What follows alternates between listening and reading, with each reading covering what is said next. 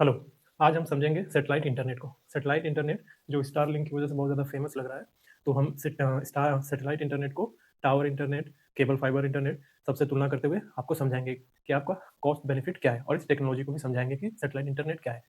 Satellite internet को समझने के लिए पहले हम पूरा पूरा फंडामेंटल समझेंगे, और उसके बाद हम सीधे टेक्नोलॉजी पे आएंगे, फिर सबका कंपैरिजन करेंगे और कौन कौन सी कंपनीज इसमें लगी हुई है हम उसको भी देखेंगे, और इंडिया कहाँ स्टैंड करता है इसमें वो भी देखेंगे। ठीक है। ये Elon Musk, SpaceX, Starlink के ओनर। देखिए, हमारी इस धरती को जो है, पृथ्वी को बहुत सारे लेयर्स में बांटा गया है, बहुत सारे मंडल में बांटे गए। ये जो दिख रहा है आपको, tropopause, stratosphere, mesosphere, thermosphere, exosphere, ये हमारे वायुमंडल के जो हमारा एटमॉस्फेयर है उसको क्लासिफाई किया गया है। ठीक है। टेम्परेचर के आधार पे, टेम्परेचर के आधार पे इसको क्लासिफाई किया गया है। ठीक है। तो हमको ये समझना है कि जो ऐसे ऐसे आपको दिख रहा है, ट्रोपो, स्ट्रेटो, मेसो, थर्मो, एक्सोस्फीयर, ये क्या है। देखिए, ये अब जिस धरती पे खड़े हैं, जैसे आप सरफेस पे खड़े हैं, अब ऐसे ऊंचाई से ऐसे बढ़ते जाएंगे बढ़ते जाएंगे बढ़ते जाएंगे, तो एटमॉस्फेयर में बहुत सारे कंपोजिशन होते हैं, गैस के, धूल के, बहुत सारे। तो उसके आधार पे और टेम्परेचर के भी आधार पे उसको क्लासीफाई करता चला गया है। ठीक है। मेजर टेम्परेचर के आधार पे क्लासीफाई किया गया है। तो जब हम ये धरती से 12 किलोमीटर के बीच में रहते हैं तो हम ट्रोपोपॉज कहते हैं उसको। ठीक है। इसको हिंदी में क्षोभ मंडल बोलते हैं। 0 से 12 किलोमीटर, तो 0 से 12 किलोमीटर ऊंचाई में बढ़ते हुए, तो क्षोभ मंडल क्यों बोलते हैं इसको? क्योंकि जितनी भी एटमॉस्फेरिक गतिविधियां होती है, जैसे तूफान, सुनामी, जो जो भी होती हैं, इसी स्फीयर में होता है, इसी ट्रोपोपॉज में होता है। इसीलिए आप देखेंगे कि इस मंडल में, ट्रोपोस्फीयर में, हवाई जहाज, प्लेन वगैरह नहीं चलती हैं, क्योंकि बहुत डिस्टर्ब एरिया है, डिस्टर्ब जोन है ये। फिर 12 किलोमीटर से हम 50 किलोमीटर, यानी 12 किलोमीटर से फिर 50 किलोमीटर ऊपर जाते हैं, तो इसको बोला जाता है स्ट्रेटोस्फियर। ये बहुत शांत इलाका है। स्ट्रेटोस्फीयर बहुत ही शांत इलाका है, हिंदी में इसको समताप मंडल बोलते हैं। इसमें आप देखेंगे, जब जो शांत इलाका है बहुत ज़्यादा, तो क्या होगा, यहीं पे फ्लाइट वगैरह, जो जहाज, प्लेन वगैरह चलती हैं, एरोप्लेन, इसी मंडल में चलती हैं, ताकि कोई दुर्घटना ना हो। और आपने बहुत सुना होगा ना, ओजोन, ओजोन लेयर के बारे में, कि ओजोन लेयर में छेद हो रहा है, ओजोन लेयर में छेद हो रहा है, इसी मंडल में पाया जाता है। इसी में पाया जाता है, जो गुड ओजोन होता है इसी लेयर में होता है। फिर उसके बाद 50 से 85 किलोमीटर के बाद मेजोस्फीयर आता है। फिर 85 से 60 किलोमीटर, 600 किलोमीटर पे थर्मोस्फीयर आता है। थर्मोस्फीयर, मेसोस्फीयर में बहुत सारे सब क्लासिफिकेशन है, लेकिन हमको वो नहीं समझना है, हमको बस ये समझ लेना है कि क्लासीफाई किया गया हमारे पूरे जोन को। फिर उसके बाद थर्मोस्फीयर के बाद आता है 600 के बाद 10,000 से ज़्यादा एक्सोस्फीयर, यानी बहिर्मंडल। हिंदी में इसको बोलते हैं मध्यमंडल, इसको फिर बोलते हैं आयन मंडल, इसको बाद बोलते हैं बहिर्मंडल, यानी क्षोभ मंडल, सप्ताह मंडल, मध्यमंडल, आयन मंडल और बहिर्मंडल। ठीक है। ये लेयर आपको याद रखना है। किलोमीटर भी याद रखिएगा। ये ऊंचाई, धरती से धरती से ऊंचाई की तरफ जब बढ़ रहा है, तो ये क्लासीफाई किया जा रहा है इसको, ये बहुत सारे जोन से। ठीक है। तो ये समझ में आ गया आपको। अब हमको ये समझना है कि जब हम ऊंचाई से ऊपर बढ़ते हैं, तो कब एक पर्टिकुलर टाइम पर हम ये बोल देते हैं कि ये अंतरिक्ष है। ठीक है।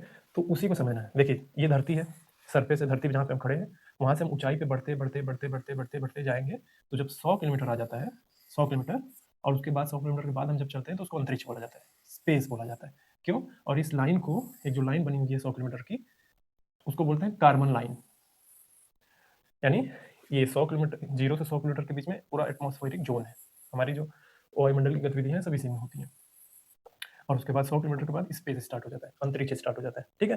देखिए, ग्लोबल लेवल पे 100 किलोमीटर के बाद स्पेस माना जाता है, लेकिन कुछ लोग जो है 80 किलोमीटर को भी, 80 किलोमीटर के बाद स्पेस मान लेते हैं। लेकिन आपके लिए क्या है कि आप ग्लोबली एक्सेप्टेड चीज को मानेंगे, 100 किलोमीटर, कि 100 किलोमीटर के बाद स्पेस स्टार्ट हो जाता है। ये जो सारी चीजें मैं बता रहा हूँ आपको फंडामेंटल है, ताकि आपको जो सैटेलाइट इंटरनेट जब पढ़ाया जाए, बताया जाए टेक्नोलॉजी के बारे में, तो आपको समझ में आए। ये सारा बैकग्राउंड है। ठीक है। तो समझ में आ गया कि 100 किलोमीटर के बाद स्पेस शुरू हो जाता है। अब देखिए, हमको ऑर्बिट के टाइप पढ़ने हैं। ठीक है। ऑर्बिट, ऑर्बिट के टाइप यानी जो ये जो 100 किलोमीटर के बाद जब अंतरिक्ष स्टार्ट हो जाता है, तो ऑर्बिट में बटा होता है स्पेस। आपने सुना हो, आपने देखा होगा, बहुत सारे सैटेलाइट भेजे जाते हैं नासा के द्वारा, इसरो के द्वारा, तो किसी ऑर्बिट में भेजा जाता है। इसी ऑर्बिट को समझना है, इन ऑर्बिट को नाम दिया गया है। देखिए, पहला ऑर्बिट है, ये सब स्पेस के ऑर्बिट है, इसमें हमें 3 मेजर समझना है, बाकी और भी ऑर्बिट है जिस पर आपको ध्यान नहीं देना है, बस नाम सुन लेना है। 3 मेजर है। Low earth orbit, low earth orbit, medium earth orbit, इन्हें एमयू भी बोलते हैं। एक होता है जियो स्टेशनरी और जियो सिंक्रोनस ऑर्बिट। ठीक है। ऊंचाई के आधार पर देखिए हाइट क्या है। हाइट का मतलब ये है कि वो जो कार्बन रेखा है 100 किलोमीटर के बाद का स्पेस, उसके बाद उसको ध्यान में रखना है। इस 160 किलोमीटर से 2000 किलोमीटर के बीच में होता है एलयू, लो अर्थ ऑर्बिट। ये देखिए, लो अर्थ ऑर्बिट इसमें होता है। देखिए, इसके यूजेस क्या है इस ऑर्बिट के। यहाँ पे इंटरनेट अगर सेवा चलाना हो, सैटेलाइट इंटरनेट खासकर, तो इसको ध्यान में रखेंगे, क्योंकि इसी पे बात करना है हमको, लो अर्थ ऑर्बिट और इंटरनेट से जुड़ा हुआ सारी चीज़ें। और आईएसएस, इंटरनेशनल स्पेस स्टेशन, इसी लो अर्थ ऑर्बिट में ही छोड़ा गया है। मीडियम अर्थ ऑर्बिट 2000 से 35,746 किलोमीटर, ठीक है। इसमें ही क्या किया जाता है, आपके जीपीएस नेविगेशन सिस्टम जो आप यूज़ करते हैं इसी में मीडियम अर्थ ऑर्बिट में है। और जियो स्टेशनरी और जियो सिंक्रोनस ऑर्बिट क्या है, 35,786 किलोमीटर के बाद जो स्टार्ट होता है, यानी इसके बाद, ठीक है। तो इसमें क्या होता है, इसमें टीवी, वेदर और कम्युनिकेशन वाली जो चीज़ें आप यूज़ करते हैं, जो भी सैटेलाइट होता है इसी ऑर्बिट में जाके छोड़ा जाता है, इसको स्टेबल किया जाता है। अब आपको एक्स्ट्रा नॉलेज जो लेना है, ये 3 मेजर ऑर्बिट है। कहाँ है ये ऑर्बिट? जो कार्बन देखा है जब स्पेस शुरू हो जाता है उसके बाद जो ऑर्बिट, ये स्पेस ऑर्बिट है सारी चीज़ें।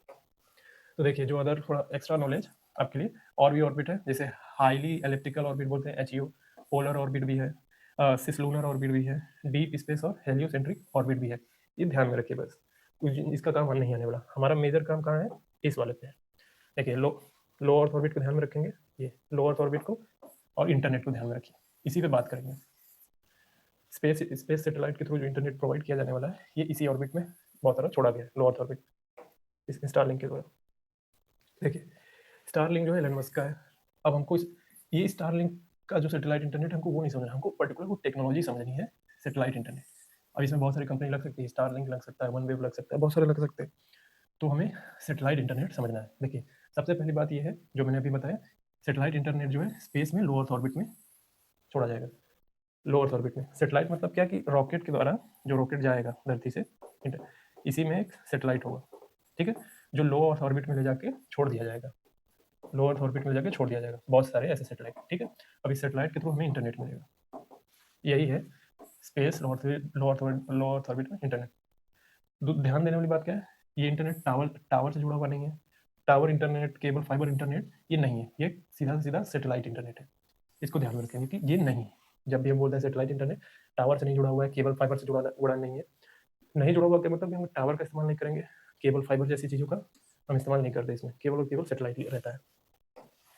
देखिए, अब सवाल यह है कि सैटेलाइट इंटरनेट काम कैसे करता है, सैटेलाइट इंटरनेट सर्विस कैसे मिलती है। अब पूरा डायग्राम ढंग से समझिए। देखिए, इसमें 3 चीज़ें होती है, एक होता है ग्राउंड सेगमेंट, ग्राउंड सेगमेंट उनका होता है जो कंपनी हमें सैटेलाइट इंटरनेट प्रोवाइड करेगी, ठीक है। एक होता है यूजर सेगमेंट, यानी हम जो इंटरनेट का इस्तेमाल करेगा। एक होता है स्पेस सेगमेंट, स्पेस सेगमेंट जिसमें बहुत सारे स्पेस में सैटेलाइट होंगी, ठीक है। तो कैसे किया जाता है, ये इंटरनेट जो है ग्राउंड सेगमेंट यानी जो कंपनी अपना बहुत ज़्यादा इंफ्रास्ट्रक्चर लगाएगी जहाँ से सैटेलाइट भेजेगी, तो ये ग्राउंड सेगमेंट से ये इंटरनेट भेजती है स्पेस सेगमेंट में। स्पेस सेगमेंट में कहा, ये जो छोटे छोटे दिख रहे हैं ना, ये सैटेलाइट है।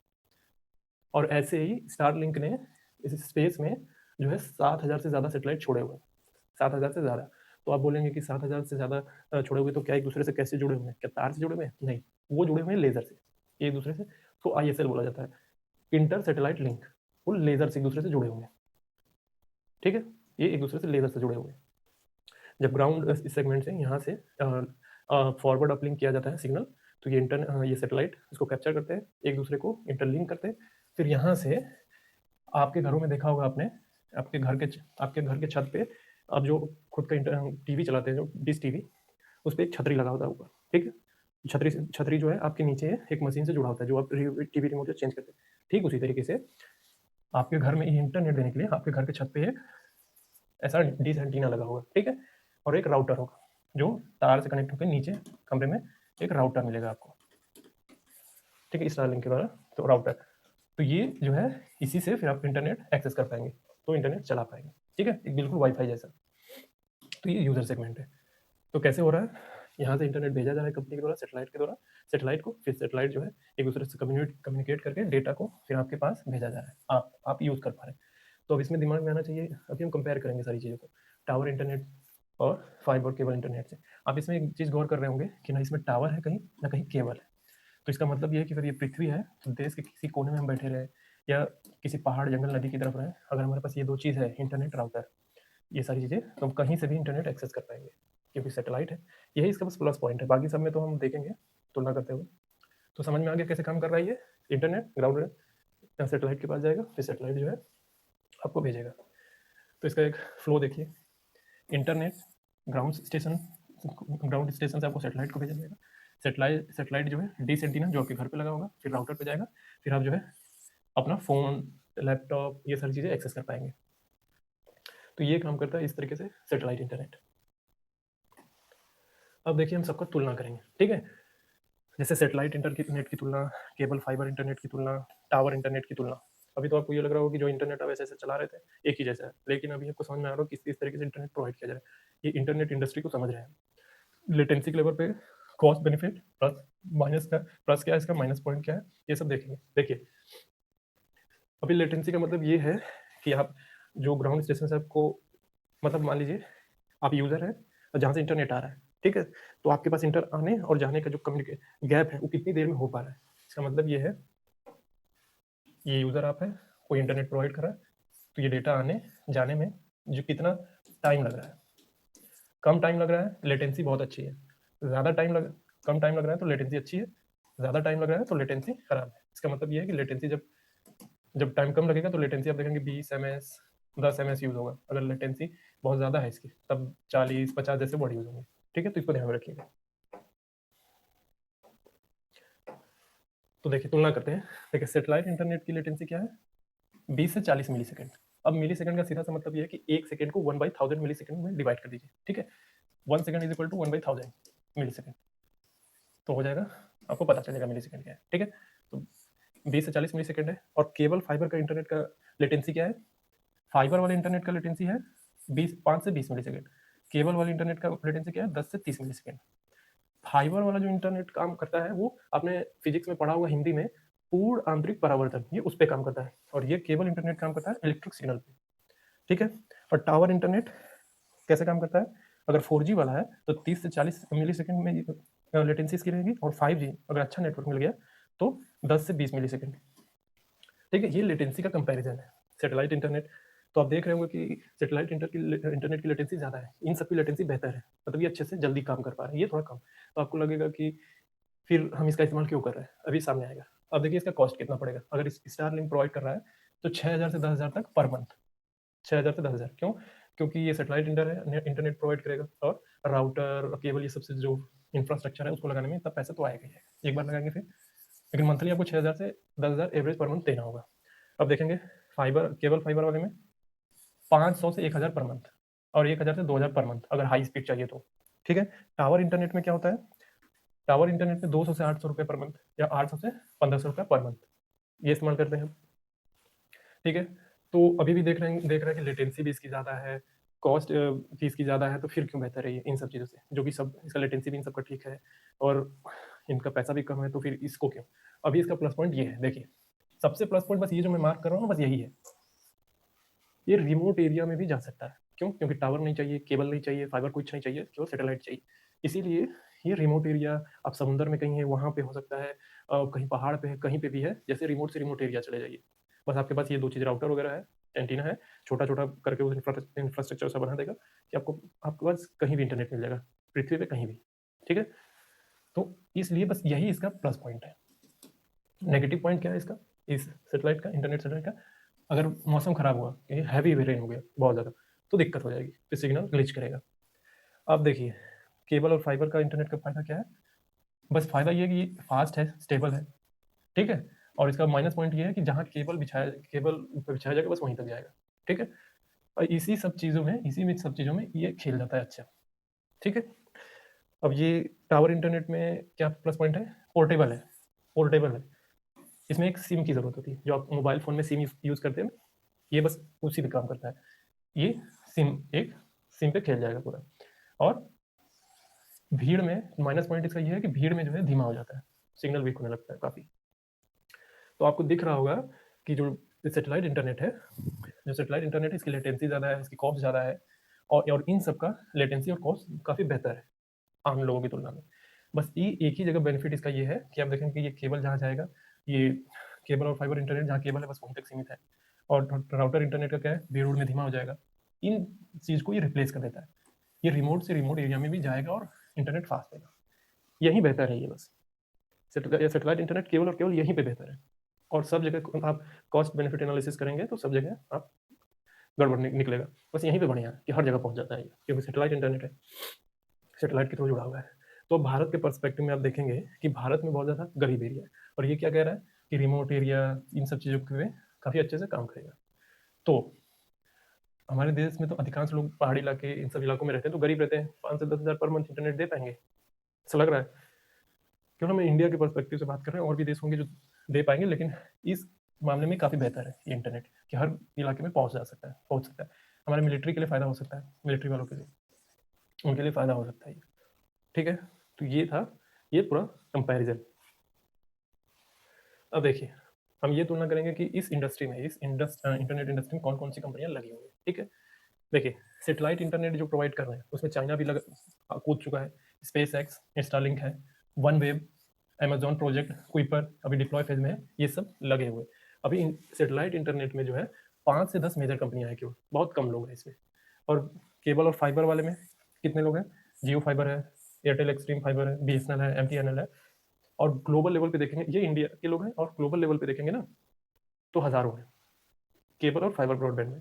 और टावर वाले में जियो, एयरटेल, वोडाफोन आइडिया जैसे भी बोलते हैं, बीएसएनएल हो गया, यानी 100 से प्लस नेशनल कंपनीज इसमें लगी हुई हैं, और विदेशों में भी कुछ है कंपनियां, ठीक है? तो सबसे ज़्यादा इसी वाले में है, इस वाले में ज़्यादा कूदी हुई है, सबसे कम इसमें है, और मीडियम में इसमें है, ठीक है? इंटरनेट इंडस्ट्री में ये लोग हैं कि टावर वाला कौन प्रोवाइड कर रहा है, केबल फाइबर वाला कौन है, सेटेलाइट इंटरनेट कौन प्रोवाइड कर रहा है। और आपके दिमाग में ये आना चाहिए कि सेटेलाइट इंटरनेट में भारत कहाँ स्टैंड कर रहा है अभी। अभी भारत कहाँ है? देखिए, इंडिया सेटेलाइट इंटरनेट में कहाँ है?